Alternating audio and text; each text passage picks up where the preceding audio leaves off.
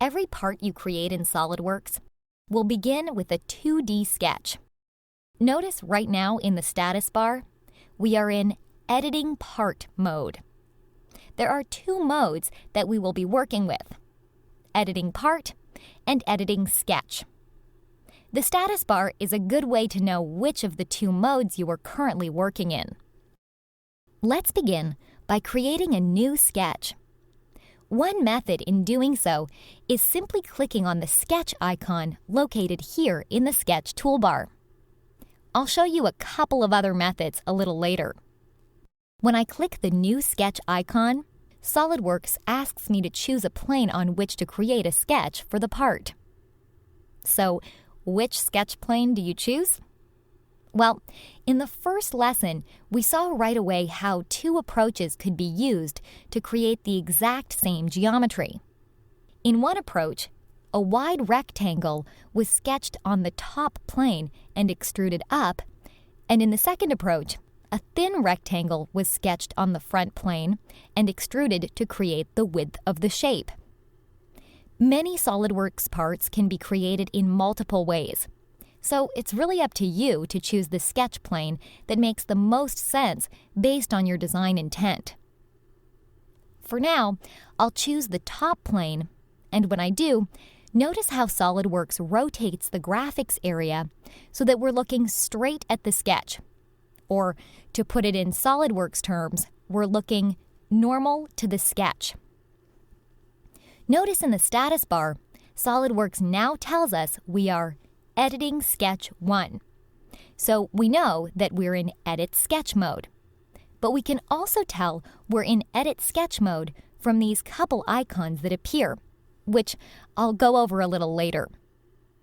If we look over at the Feature Manager tree, you can see that a new sketch was created, Sketch 1 in this case, and we're essentially ready to start creating our 2D geometry. Before we do, however, I would just like to show you a couple other approaches of getting in and out of Edit Sketch mode. I'll first quickly sketch a few circles here.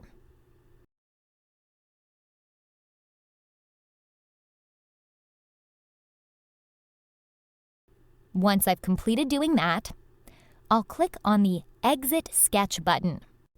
When I do, you can see our sketch geometry as well as the sketch in the Feature Manager tree, and you can also see we're back in Editing Part mode.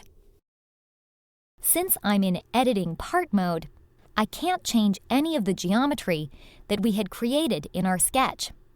If I wanted to make changes to the sketch, I have to get back into Editing Sketch mode. To do this, I can click on the sketch from the feature tree and select Edit Sketch. Notice that now we're back in Editing Sketch 1, and the familiar sketch icons appear once more. At this point, I can modify the geometry or move it.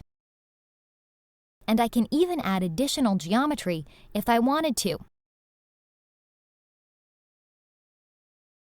If I click the Exit Sketch button once more, we're back in Editing Part mode, as we can see in the status bar. I'll again click on the sketch and select Edit Sketch. I'll make a couple changes here, and I'll sketch one more rectangle. We saw how exiting the sketch with this icon puts us back into Editing Part mode and saves all the changes that we made. This red X icon, the cancel icon, will discard any changes that we just made. Be careful of this. If I click on the red X, now SOLIDWORKS prompts me that the sketch will revert to the state it was in before I started editing it. Let's see what happens here when I click it. I'll click Discard Changes and Exit. And you can see the sketch reverted back to the state it was in before we edited the sketch. Now that you are a bit more familiar with how to get in and out of Editing Sketch in Editing Part mode, let me show you one other approach for creating new sketches. In our first approach, we use the New Sketch icon, but I'd like to show you one shortcut that experienced SOLIDWORKS users often use to save time. When we used the new sketch icon, SOLIDWORKS prompted us to choose which plane we were going to sketch on. There's actually a shortcut to doing this in just a single click. Now, I had originally created the first sketch on the top plane. What if we wanted to create a sketch on the front plane? Well, I could select the new sketch icon and then choose the front plane. But since we already know we're going to sketch on the front plane, I can simply click on the front plane from the feature tree, and from the shortcut window that appears, click Sketch, and a new sketch will start on this plane.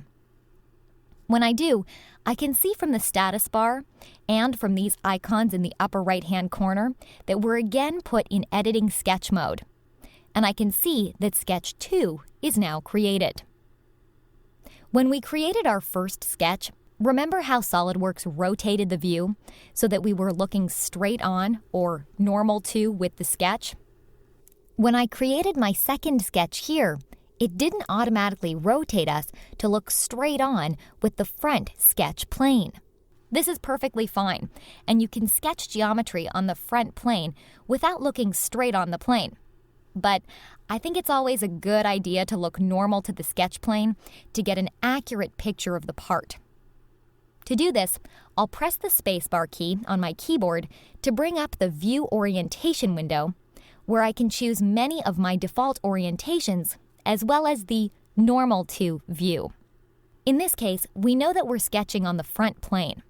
But as a rule of thumb, it's always safer to click Normal to so that we know we're looking straight onto the sketch plane.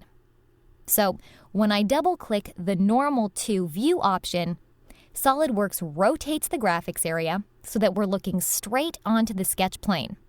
And I can continue sketching geometry.